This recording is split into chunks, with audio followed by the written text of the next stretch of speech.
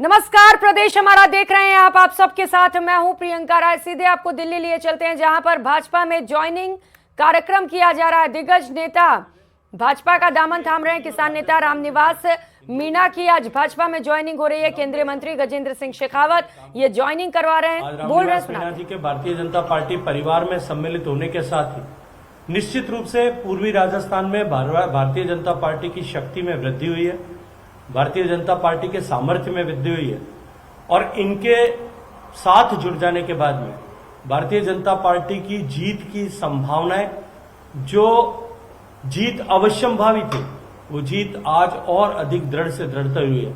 और रामनिवास जी के सम्मिलित होने के साथ ही भारतीय जनता पार्टी पूर्वी राजस्थान में एक नई शक्ति के साथ में आगे बढ़ेगी। और मैं ये मानता हूं कि जो षड्यंत्र कांग्रेस पार्टी और अशोक गहलोत सरकार ने और माननीय मुख्यमंत्री जी ने स्वयं ईआरसीपी को लेकर के किया था, उस ईस्टर्न राजस्थान कैनाल प्रोजेक्ट को आगे बढ़ाने की दिशा में रामनिवास जी के आने के बाद और ये जो षड्यंत्र अफवाहों के माध्यम से फैलाने का प्रयास किया था, उसको दूर करने में भी निश्चित ही सफलता प्राप्त होगी। मैं आदरणीय रामनिवास जी का इस महत्वपूर्ण मौके पर जब पार्टी में प्रवेश हो रहा है, उस समय में मेरे साथ उपस्थित आदरणीय मंत्री श्री कैलाश चौधरी जी, आदरणीय महेंद्र जी, इन सब की तरफ से बहुत सारा स्वागत करता हूं, इनका अभिनंदन करता हूं। भारतीय जनता पार्टी के परिवार में सम्मिलित होने के समय मैं भारतीय जनता पार्टी राजस्थान परिवार के करोड़ से ज्यादा सदस्यों की तरफ से भी इनका अभिनंदन करते हुए, इनको आमंत्रित करते हुए परिवार में सम्मिलित करता हूं। आज का दिन निश्चित रूप से भारतीय जनता पार्टी के इतिहास में जब कभी भी लिखा जाएगा, तब एक मील के पत्थर के रूप में स्वर्णाक्षरों से अंकित होगा। बहुत सारी अभिनंदन और आभार। आइए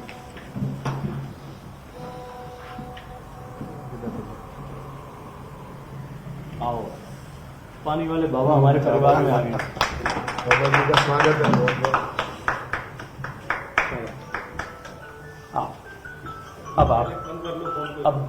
अब जो है रामनिवास जी, पानी वाले बाबा आपके सामने अपनी तरफ से कुछ बात रखेंगे।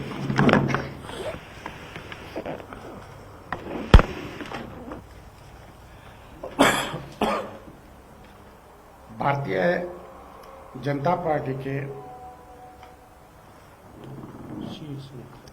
शीर्ष नेतृत्व माननीय प्रधानमंत्री श्री नरेंद्र मोदी जी, राष्ट्रीय अध्यक्ष जेपी नड्डा जी व गृह मंत्री अमित शाह जी एवं प्रदेश नेतृत्व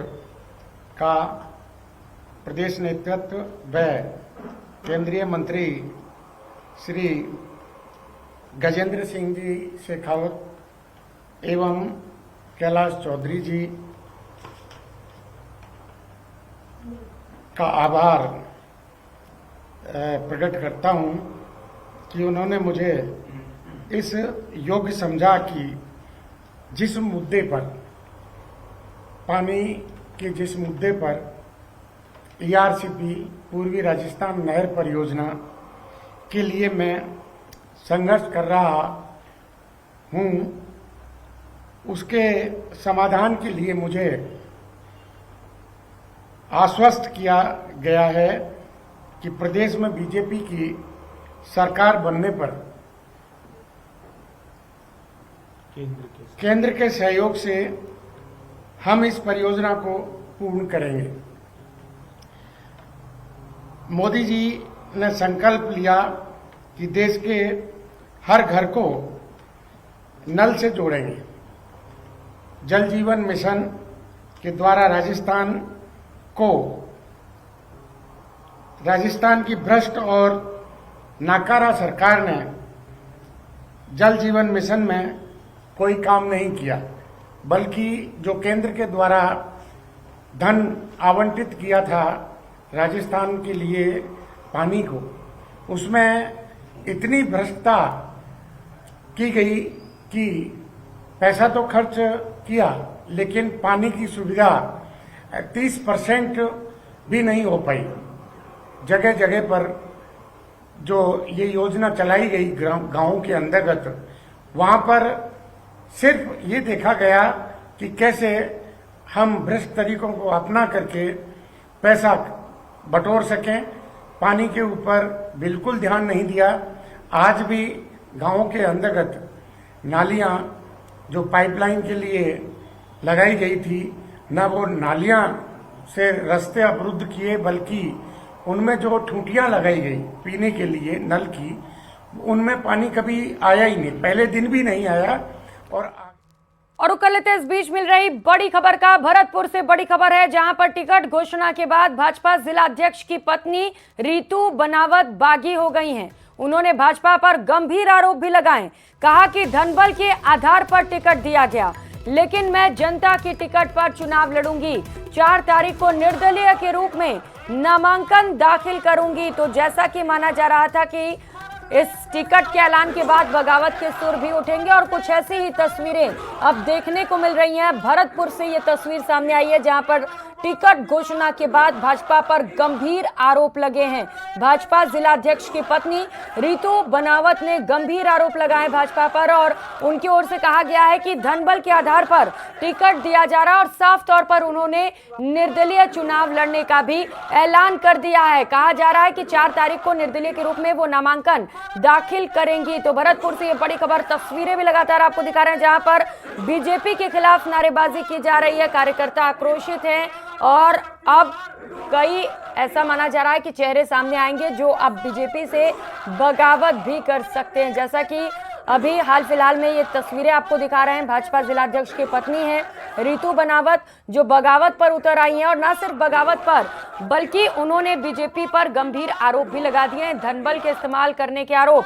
कहा जा रहा है कि टिकट वितरण में धनबल का प्रयोग चल रहा है, और उन्होंने ऐलान भी कर दिया है कि अब वो निर्दलीय मैदान में उतरेंगे। 4 तारीख को वो अपना नामांकन दाखिल करेंगे।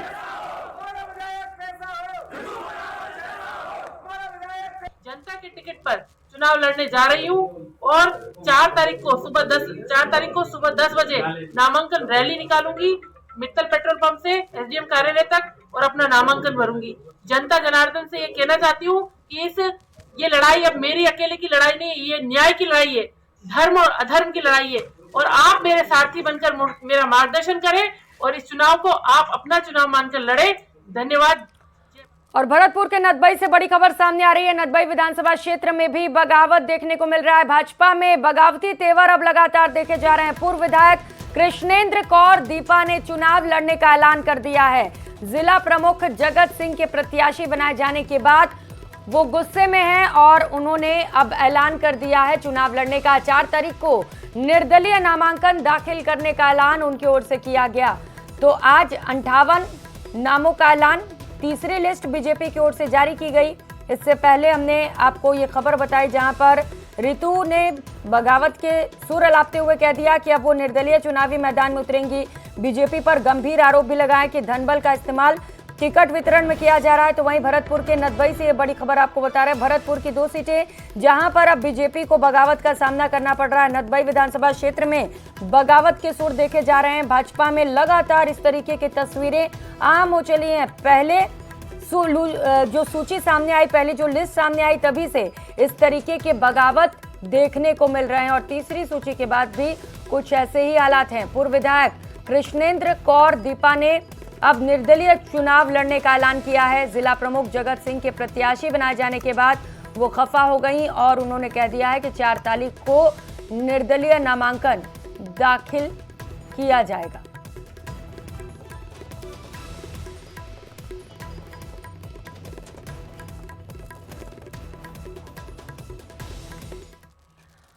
और बीकानेर से बड़ी खबर है। सीएम की सभा में पुलिस से कांग्रेसी भिड़ते हुए नजर आए। मंच पर चढ़ने से रोकने से ये नाराज नजर आए। आरपीएस अधिकारी मुकेश सोनी से नोकझोंक हुई। कांग्रेस नेता यशपाल गहलोत ने बीच बचाव किया। तो बीकानेर से इस वक्त ये बड़ी खबर आपको बता रहे हैं, जहां पर मुख्यमंत्री अशोक गहलोत की सभा चल रही थी, और इस दौरान कांग्रेसी कार्यकर्ता पुलिस से उलझ पड़े। ये तस्वीरें आप देख पा रहे हैं। कांग्रेसी कार्यकर्ता पुलिस से नोकझोंक करते हुए जुबानी जंग यहां पर देखी गई।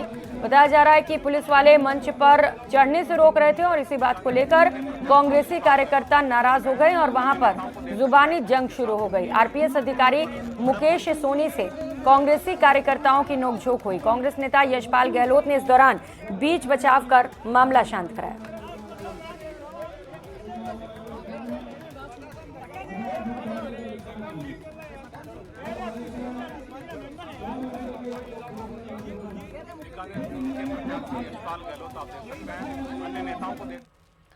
उधर दौसा के लालसोट में चिकित्सा मंत्री और कांग्रेस प्रत्याशी परसादी लाल मीणा के काफिले पर हमले की तस्वीर सामने आई है। चुनाव प्रचार के दौरान परसादी लाल मीणा का काफिला डिगो गांव से गुजरा और इसी दौरान कुछ महिलाएं और पुरुष हाथ में काले झंडे लेकर खड़े थे और परसादी लाल मीणा का विरोध करने लगे। जब परसादी लाल मीणा की गाड़ियां गांव में ही रुकी तो लोगों ने काफिले पर पथराव करना भी शुरू कर दिया।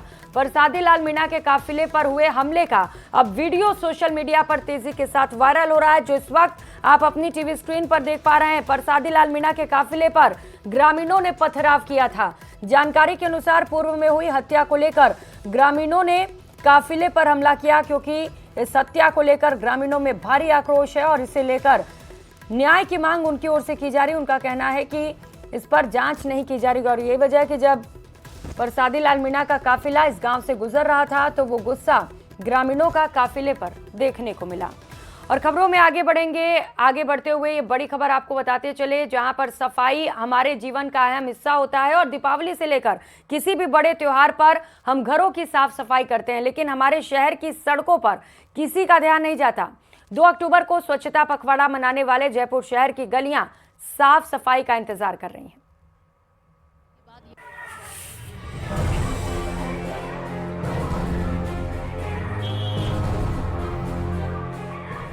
अक्टूबर की इन तस्वीरों को देखिए, जब स्वच्छता दिवस के मौके पर नगर निगम के कमिश्नर से लेकर के डिपार्टमेंट ऑफ लोकल बॉडीज के निदेशक झाड़ू लगाते नजर आए थे। शायद इस दिन सांकेतिक झाड़ू लगाने के बाद ये लोग भूल गए कि शहर को साफ रखने की कवायद महज एक दिन की नहीं होती और यही वजह है कि शहर की गलियों में जगह जगह कूड़े का ढेर देखा जा सकता है। जयपुर की सड़कें गलियां गंदी दिखाई दे रही हैं। कचरे के खुले डिपो पर आवारा पशु मंडरा रहे हैं। गंदगी से बीमारियां फैलने का डर बना हुआ है।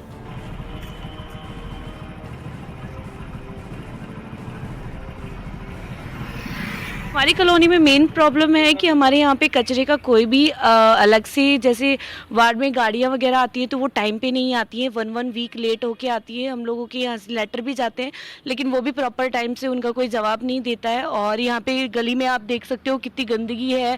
ग्रेटर जो जोन है जयपुर का, अभी मैं वार्ड नंबर 100 से सांगानेर से मैं निवासी हूँ और यहाँ पर एक्चुअली आप देख सकते हैं सुचारू रूप से कचरा निस्तारण की व्यवस्था नहीं हो पा रही है। कुछ बहुत बुनियादी कमियां हैं कि जो कचरे के हूटर हैं वो समय पर नहीं आ रहे हैं। हमने नगर निगम में भी कमिश्नर साहब को भी अपने पार्षद साहब से शिकायत करी तो उन्होंने पत्र लिखा उपायुक्त साहब को, फिर भी जो कचरे की जो निस्तारण की व्यवस्था है वो सुचारू रूप से नहीं हो पा रही हैं। गुलाबी शहर में पर्यटकों की आवाजाही के बीच विधानसभा के पास खुले डिपो पर आवारा पशु के मंडराने की ये तस्वीरें शहर की विरासत पर सवाल खड़े करती हैं। विधानसभा के पास अगर ये हाल है तो शहर के दूसरे इलाकों का आलम कैसा होगा अंदाजा लगाया जा सकता है। न्यूज़ 18 की टीम जब कैमरे के साथ सड़क पर उतरी तो सारी सच्चाई बयां हो गई। पिछले सालों की उपेक्षा में बहुत ज्यादा सड़कों पे गंदगी है और ओपन डिपो पहले जहाँ 1100-1200 का हम लोग दावा करते थे, लेकिन इस वक्त वर्तमान में 1500 से ऊपर ओपन डिपो जयपुर में है, जयपुर गिट्रे के अंदर। और मैंने ये प्रशासन को लिख के दिया भी है, अधिकारियों को मैंने चेताया भी है, लेकिन उनकी तरफ से अभी तक ऐसी कोई भी कार्यशैली अपनाई नहीं गई है। क्योंकि त्योहार के दिन है ना, नगर निगम के जो कर्मचारी हैं उनको अलग आक्रामकता से सफाई को लेके कार्य करना चाहिए और अतिरिक्त व्यवस्थाएं करनी चाहिए, लेकिन अभी तक मुझे सुचारू रूप से ऐसी कोई व्यवस्था दिखी नहीं है। ग्रेटर नगर निगम के मुख्यालय के नजदीक लालकोठी, मालवीय नगर से लेकर के महेश नगर, झोटवाड़ा, विद्याधर नगर, सांगानेर समेत कई इलाकों में कचरे का ढेर साफ दिखा और त्योहारों के मौसम में ये कचरा दोगुना हो जाता है। दूसरी तरफ निगम प्रशासन ने सफाई के मामले में सभी जोन उपायुक्त और गैराज शाखा को पाबंद करने की बात कही है। सफाई के लिए हमने हमारे सब डीसीज को और जोन की टीम को सबको पाबंद किया है कि दीपावली तक सुबह 7 से 10 बजे तक राउंड पे रहेंगे।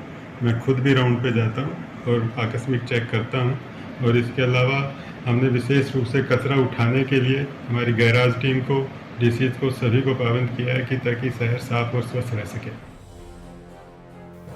जयपुर में ग्रेटर और हेरिटेज दोनों नगर निगमों की सफाई व्यवस्था के कमोबेश इसी तरह के हाल हैं। अब चुनावी आचार संहिता का बहाना भी है, इसलिए देखना यही है इस चुनावी मौसम में प्रशासन की कुंभकर्णी नींद टूट पाती है या फिर नहीं।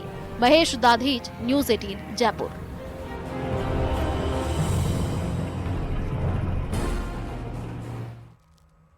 खबर डूंगरपुर से है, जहां पर धोखाधड़ी का मामला सामने आया है, जहां महज शादी के 48 घंटे ही दुल्हन 2.5 लाख के कैश, 1 लाख से ज्यादा के जेवरात लेकर फरार हो गई। पीड़ित ने 1.5 महीने बाद गुजरात की रहने वाली दुल्हन समेत 7 आरोपियों के खिलाफ केस दर्ज करवाया। युवक की शादी गुजरात की रहने वाली किंजल से हुई थी। 2 दिन बाद युवक अपनी मां के साथ मौसी के घर गया हुआ था। जब वो घर वापस आए तो पत्नी गायब थी। शक होने पर पति ने लॉकर चेक किया तो उससे कैश और जेवरात गायब मिले। फिलहाल पुलिस ने मामला दर्ज कर मामले पर जांच शुरू की है। विकासनगर निवासी ललित पाटीदार ने एक रिपोर्ट देकर मामला दर्ज कराया है कि उसकी 11/8/23 को किंजल पटेल, ये गुजरात अरवली साइड की है, उसके परिवार वाले लेके आए। शादी हुई। शादी होने के 5 दिन बाद 13/8 को बिना बताए घर से 2.5 लाख रुपये जेवरात लेके फरार हो गए। जो कई बार लेने गए लेकिन उसके घर पे नहीं मिली है। इसका प्रकरण धोखाधड़ी का दर्ज करके अनुसंधान जारी है। धरातल से इस विषय के साथ में जुड़े हुए व्यक्ति होने के नाते इस विषय को लेकर के जो भ्रांति अशोक गहलोत साहब पिछले 4 साल से फैला रहे थे, उस भ्रांति से बाहर निकालने में भी हम सब लोग कामयाब होंगे।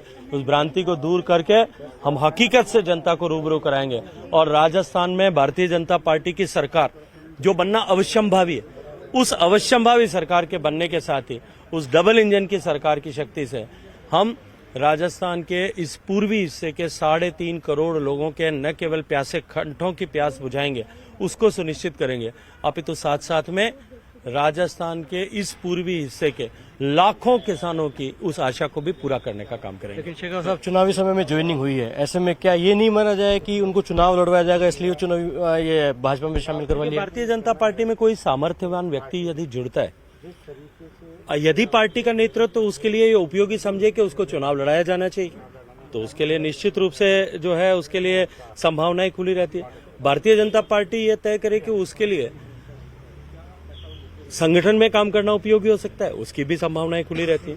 देखिए, भारतीय जनता पार्टी के परिवार में आने के बाद में ये सुनिश्चित हो जाता है कि अब भारतीय जनता पार्टी का शीर्ष नेतृत्व उनकी क्षमता और उपयोगिता को देखते हुए आगे का निर्णय करेगा। लेकिन कांग्रेस पार्टी ईआरसीपी को लेकर यात्रा निकाल रही है, पानी वाले बाबा आ गए, तो क्या उस डैमेज को कंट्रोल करने का प्रयास है? ईआरसीपी को लेकर के जो यात्रा मैंने सितंबर के महीने में की थी, उसके बाद से निरंतर अशोक गहलोत सरकार बैकफुट पर है और आज उसको लेकर के चर्चा भी उन्होंने लगभग बंद कर दिया। जिस ईआरसीपी को मुद्दा बनाने की कोशिश उन्होंने की थी, हकीकत जनता के सामने आने के बाद अब वो बैकफुट पर है।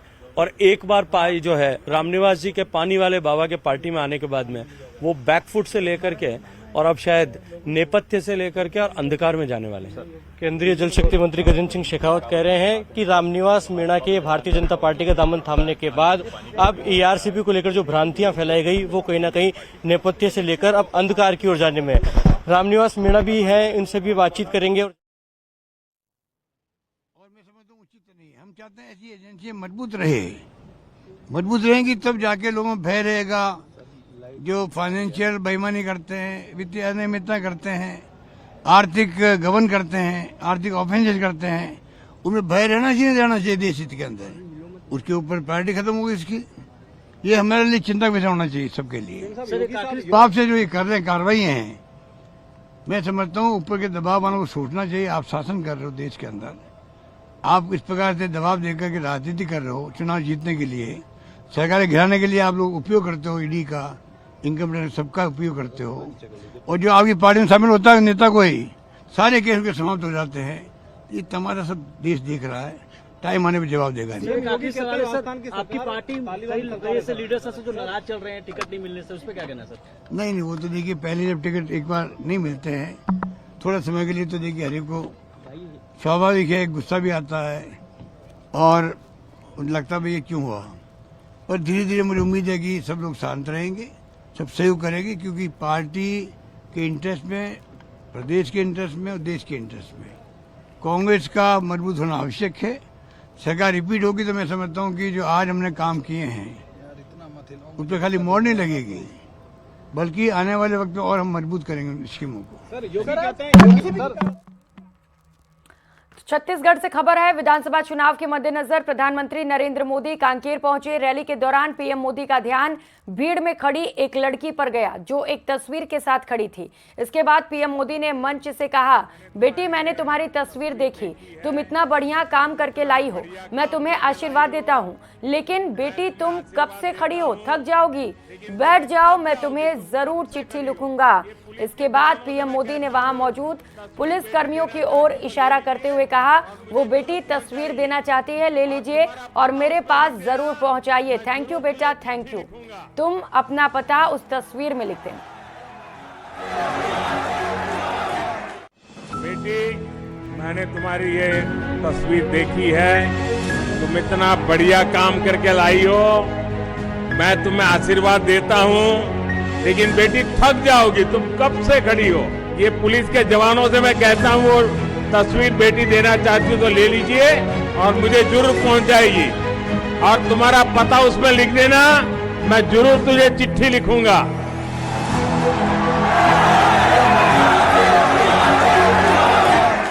बेटी खबर नामांकन की। नामांकन भरने के आज चौथे दिन कोटपुतली के भाजपा प्रत्याशी हंसराज पटेल ने अपने हजारों समर्थकों के साथ मिलकर रैली निकाली और नामांकन दाखिल किया। इस दौरान समर्थकों के रूप में हंसराज पटेल का जनाधार दिखाई दिया। नामांकन रैली के दौरान जयपुर ग्रामीण सांसद राज्यवर्धन राठौड़ और टोंक सांसद सुखबीर सिंह जौनापुरिया भी साथ रहे। रैली से पहले दीप मैरिज गार्डन में एक सभा का आयोजन किया गया, जिसमें हजारों की संख्या में लोग मौजूद रहे।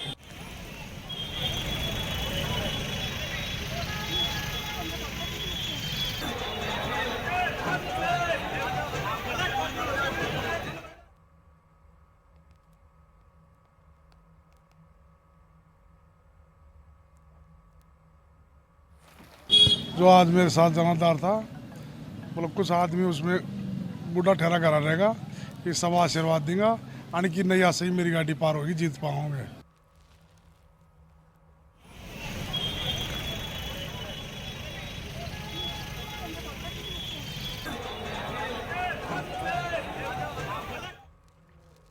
इस बुलेटिन में फिलहाल इतना ही। मुझे दीजिए इजाजत। नमस्कार।